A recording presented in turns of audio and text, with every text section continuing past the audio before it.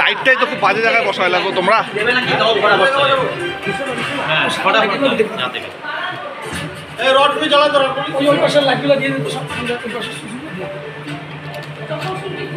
মিষ্টি মিষ্টি নাই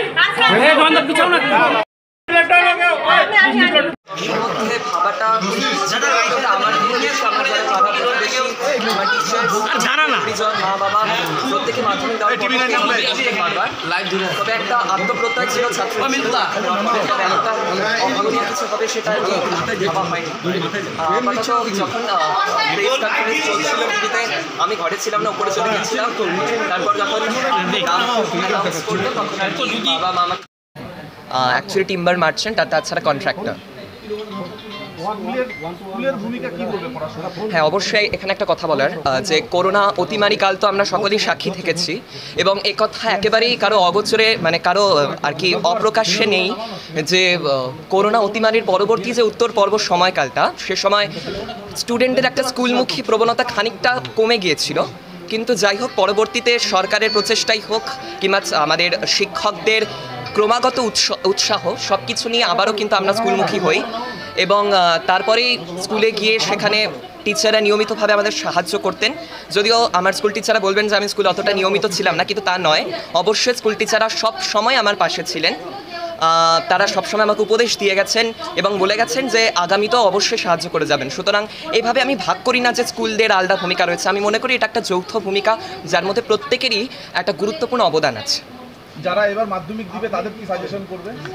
যারা মাধ্যমিক দিবে তাদেরকে একটা কথাই বলবো যে কনসেপ্ট গ্রো করতে হবে, কেবলমাত্র মুখস্থ করলে চলবে না। আমাদের সময়ের যদি প্রশ্নপত্র দেখা হয়, এখানে অনেক কিছু কনসেপ্ট বেসড ছিল, সেক্ষেত্রে টেক্সট খুঁটিয়ে খুঁটিয়ে পড়া তো আছে, তার সাথে কিছুটা সহায়িকা বই যেমন আমি ফলো করছিলাম সেটাও করা যেতে পারে। লিখে লিখে অভ্যাস করাটাকে একটু গুরুত্ব দিতে হবে। আর সবচেয়ে বড় কথা, কৌতূহল তোমাকে শেখাবে যে কী করে জিনিস জানতে হয়। সুতরাং সেই জ্ঞান পিপাসা বা তৃষাটাকে বাড়াতে হবে, এটাই আমার উপদেশ। ব্রেক লার্নিং মেথড, আমি মাধ্যমিক দেওয়ার পূর্বে পাথফাইন্ডার প্রচেষ্টা এরকম একাধিক মক টেস্ট দিয়েছিলাম। তো পাথফাইন্ডারের মক টেস্টের পরবর্তীতে বেশ কিছু আর কি ওয়ার্কশপ হয়েছিল, সেখানে টিচার আমাদের বলেছিলেন যে ব্রেক লার্নিং মেথডে পড়াটাই সব থেকে ভালো উপায়। কেননা ম্যারাথন লার্নিংয়ের মতো যদি আমি একটানা পড়তে থাকি কোনো বিরতি ছাড়াই, তাহলে সেই পড়াটা ততটা প্রোডাক্টিভ হয় না। সেক্ষেত্রে মাঝে মাঝে ব্রেক দিয়ে প্রতি 40 মিনিটের পরে 5 থেকে 10 মিনিট ব্রেক দিয়ে আবার পড়া, সেটাকেই আমি সব থেকে শ্রেয় মনে করি। বোর্ডে প্রথম এটা কি এক্সপেক্ট করেছিলেন? প্রথম এক্সপেক্ট একেবারে করিনি সেভাবে আর কি, তবে প্রথম দর্শকটা কিছু করবো ভাবছিলাম। আগামীতে যারা মাধ্যমিক দিবে তাদের জন্য কি সবাই যখন অরবিন্দতে পড়তো তখন ভাবতাম আমার ছেলেকে কখন আমি ছেলেকে টিভিতে দেখবো, ওর মধ্যে ওইটা একটা চাহিদা ছিল বা আমার মধ্যেও ছিল। ও ছোটো থেকে এইভাবেই চলে আসছে, ফার্স্ট বলে র্যাঙ্ক ছিল। আপনি কি করেন এমনি? হাউসওয়াইফ। কি নাম আপনার? মৌসুমী সেন। আপনার হাজবেন্ড কি করেন? বিজনেস করে। কি নাম ওনার? সুশান্ত সেন। আপনার আরও কোনো ছেলে মেয়ে আছে? না, একই ছিল। কেমন প্রত্যাশা ছিল শুরুর থেকেই আপনার? প্রত্যাশা তো আমাদের র্যাঙ্কই ছিল, 1, 2, 3-এর মধ্যেই ছিল। আমার ছেলে তো সবসময় একটা ওর মার্ক, ও যেটা বলে যে আমি এর মধ্যে এতটুকু পেয়েই থাকবো, ওর যে পাওনা ওটা বলেই ছোটোবেলা থেকে, যদি এটা মিস্টেক হয় বলে কি মা আমি এত নাম্বার পাবো বা এতটুকু নাম্বার পাবো, ওর নাম্বার হিসাবে ওইটাই গ্র্যান্ড করেছিল। রামভোলা স্কুলে কবে ভর্তি হয়েছিল, কোন ক্লাসে? রামভোলা স্কুলে ভর্তি হয়েছিল 5-এর থেকে ওখানে পড়াশোনা করছে। কজন গৃহশিক্ষক ছিল ওর মোট? 9 জন 10 জন। কি মানে সাবজেক্ট তো সবগুলোতেই নাম্বার শুনেছেন? কত পেয়েছে? এখনো শুনিনি।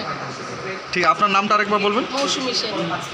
আপনার বাইক কেনার স্বপ্ন এবার হবে পূরণ, কারণ আমান হোন্ডা নিয়ে এসেছে একেবারে স্বল্প ডাউন পেমেন্টে বাইক বা স্কুটার কেনার সুবর্ণ সুযোগ। বিনা অ্যাকাউন্ট, লো সিভিল, ন্যূনতম ডকুমেন্টে আজই নিয়ে যান স্বপ্নের বাইক আপনার বাড়িতে। অতিরিক্ত ছাড় পেতে আজই যোগাযোগ করুন বামনহাট আমান হোন্ডা শোরুমে। শর্তাবলী প্রযোজ্য।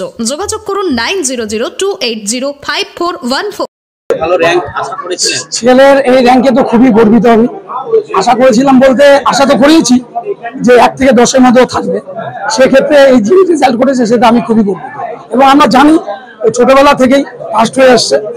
অরবিন্দ পাঠভবনে ছোটবেলা পড়তো, তারপরে ক্লাস 5 থেকে রামভোলা স্কুলে পড়াশোনা করে। সেক্ষেত্রে আমরা জানি কোনোবারই ও ছোট থেকে 10 অব্দি কোনো সময় ফার্স্ট ছাড়া সেকেন্ড হয় না।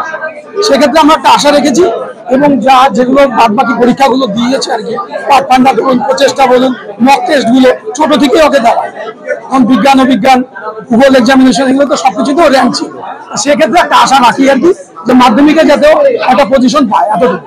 কেমন লাগে পড়াশোনা কত ঘন্টা করতো কি পড়াশোনা ধরুন গদ দ্বারা পড়াশোনা করতো না, কিন্তু তবুও যখন সময় পেতে পড়তো, ধরুন তাও সারাদিনে 2 ঘন্টা বসে পড়তো। ছেলে পড়াশোনা বাদে আর কি কি প্রভাব? পড়াশোনা বাদে অঙ্কন, তারপর হচ্ছে আপনার আবৃত্তি, তারপর হচ্ছে আপনার কুইজ, এগুলো নিয়ে সব নিয়ে গানও করতো। কিন্তু যেহেতু 9 থেকে মাধ্যমিকের প্রিপারেশন, সেক্ষেত্রে এই 2 বছর সবই বন্ধ ছিল। কি নাম আপনার? আমার নাম সুশান্ত সেন। আপনি কি করে? আমি হচ্ছে ঠিকাদারি ও 3 বার মারছি। আগামীতে ছেলে কি করবে? ছেলে আগামীতে ডক্টর লাইনে আছে, মেডিকেল লাইনে আছে, মেডিকেল লাইন নিয়েও পড়াশোনা করবে, ওর ইচ্ছা আছে, এবং সায়েন্টিস্ট দুটোই ওর প্ল্যান আছে।